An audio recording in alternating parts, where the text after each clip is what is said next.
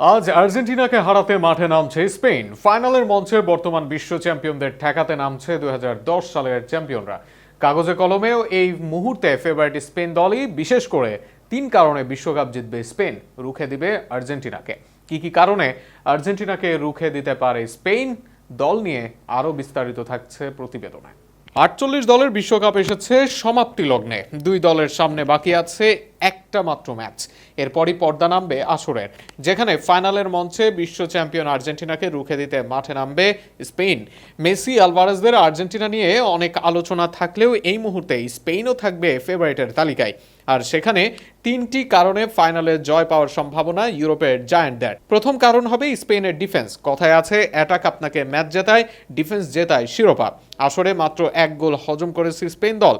এমন দলের বিপক্ষে গোল করা বেশ কঠিনই হবে আর্জেন্টিনার জন্য। অনেকে বলতে পারেন আসরের সর্বোচ্চ গোল করা দল আর্জেন্টিনা, দলে আছেন মেসির মতো একজন। কিন্তু এই আসরে পর্তুগাল, বেলজিয়াম, উরুগুয়ে আর ফ্রান্স মিলে স্পেনকে দিয়েছে মাত্র 1টি গোল। এমবাপে, দেম্বেলেরা মিলেও ভাঙতে পারেনি এই ডিফেন্স। ফাইনালে তাই স্বভাবসুলভ ডিফেন্স দিতে পারলে শিরোপা স্পেনের ঘরেই যাবে।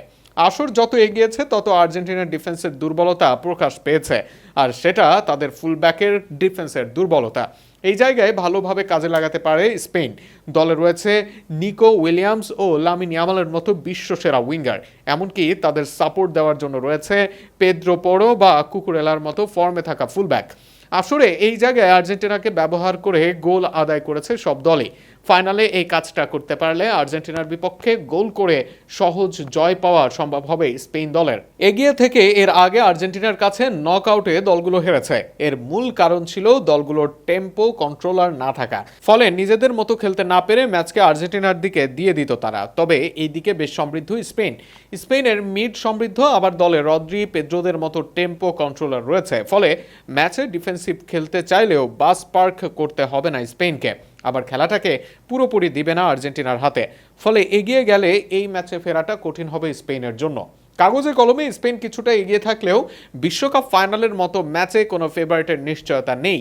যে দল নিজেদের পরিকল্পনার সবচেয়ে ভালোভাবে বাস্তবায়ন করবে, কম ভুল করবে এবং বড় মুহূর্তগুলো কাজে লাগাবে, শেষ হাসিটা তারাই হাসবে।